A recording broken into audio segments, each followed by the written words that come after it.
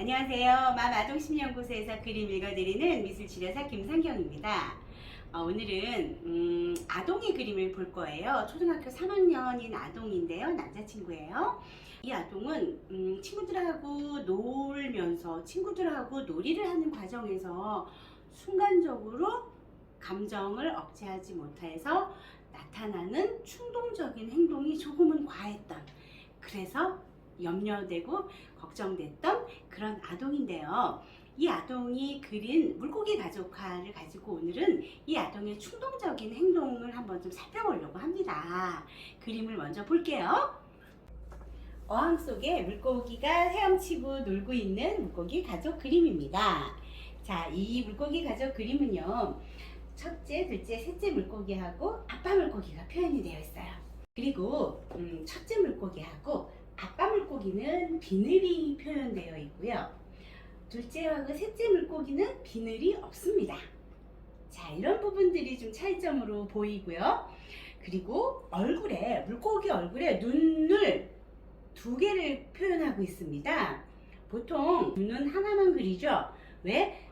맞은편 눈은 저쪽 편에 있기 때문에 이쪽 면에서는 눈이 하나만 보이는데 이 친구 눈을 두 개를 그려서 약간 의인화적인 표현을 하고 있습니다. 유화적인 표현이라고 볼 수 있어요. 자, 초등학교 3학년인데 유화적인 표현을 하고 있네요. 자, 그런데 물고기 가족을 그려달라고 요구를 받으면 대부분의 사람들은 자기의 가족 구성원을 그립니다. 그게 그렇게 해달라고 요구받지 않았음에도 불구하고 그렇게 하는데, 그런데 이 친구의 가족은, 실제 이 친구의 가족은 엄마, 아빠, 나 이렇게 세 사람이에요. 그런데 첫째, 둘째, 셋째라고 하는 가족 구성원을 그림으로 그리고 있어요. 상상의 가족을 그렸고요. 상상 속의 물고기를 표현을 했는데 그 상상 속의 물고기는 첫째와 아빠는 비늘이 있어서 첫째와 아빠 물고기의 어떤 권위, 힘 이런 게 상징이 되어 있습니다. 그래서 이 친구는 현재 권력이라고 하는 힘의 차이를 지금 경험하고 있는 것 같다라고 하는 걸 해석해 볼 수 있어요. 힘에 의한 차이를 경험하고 있다. 어른과 아이의 차이를 경험하고 있다. 형과 동생의 차이를 경험하고 있다. 이렇게 해석을 해볼 수 있어서 불가항력적인 상황이나 환경이나 여건에서 내가 아직 어리고 내가 아직 힘이 부족하고 이런 거에 대한 불편한 마음이 있겠구나 하는 걸 저 비늘에서 알아봤습니다. 자, 그 다음에요.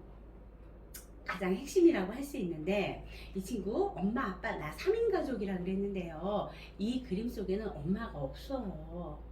실제 이 친구는 엄마하고 친밀한 관계를 유지하고 있는 친구예요. 실제 일상생활에서. 그런데 물고기 가족 그림에서는 엄마가 제외된 그림이 나왔어요. 꽤나 의미 있는 부분이었고요. 그 의미 있는 부분을 이해하고 해석하는 과정에서 실제 이 어머니는요, 아이의 문제 행동에서 저 때문인가 봐요 라고 하는 정말 반성의 모습을 많이 보여주셨거든요. 어떤 부분이냐면요, 하나밖에 없는 아들에게 거는 애정과 사랑과 관심이고 상당하거든요.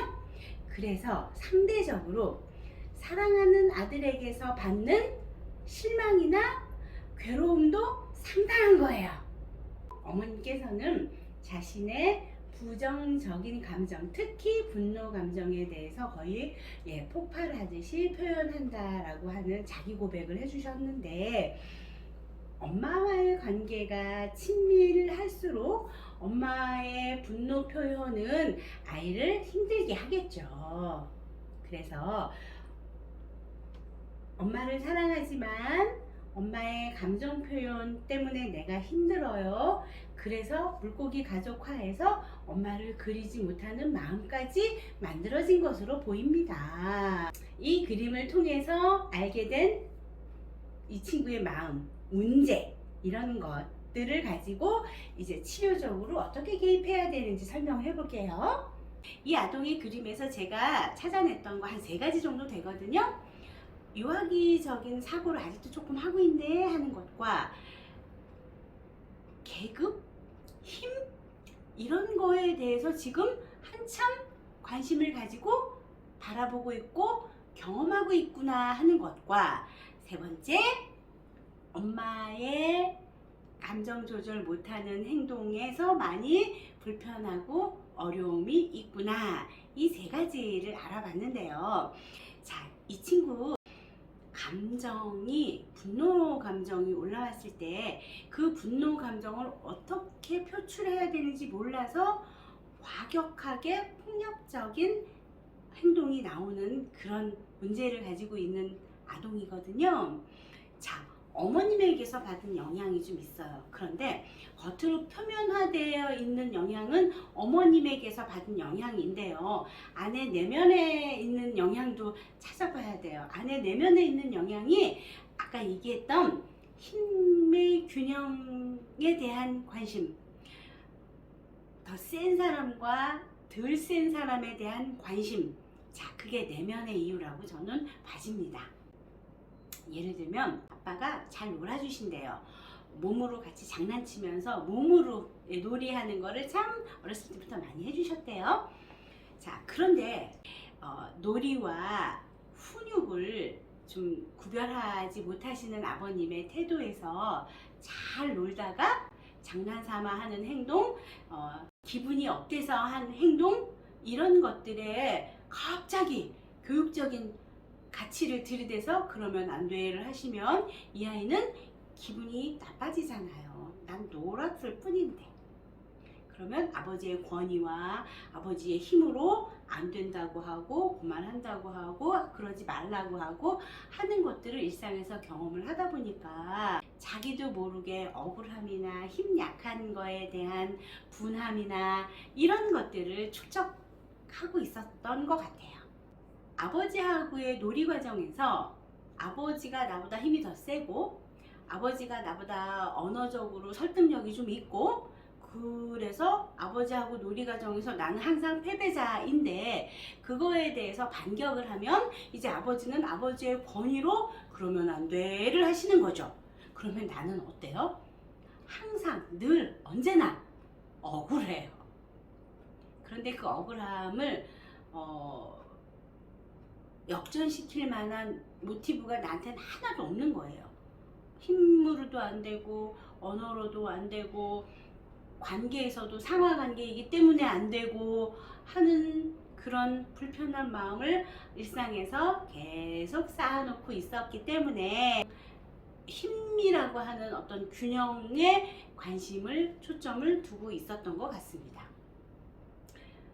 그런데 또 어머니는 감정 조절을 못하시는 버럭버럭한 행동을 하시니까 이제 그런 내적 동기와 외적 환경이 만나서 충동 조절 못하고 조금은 과격한 행동을 하는 그런 아이가 결과적으로 됐어요.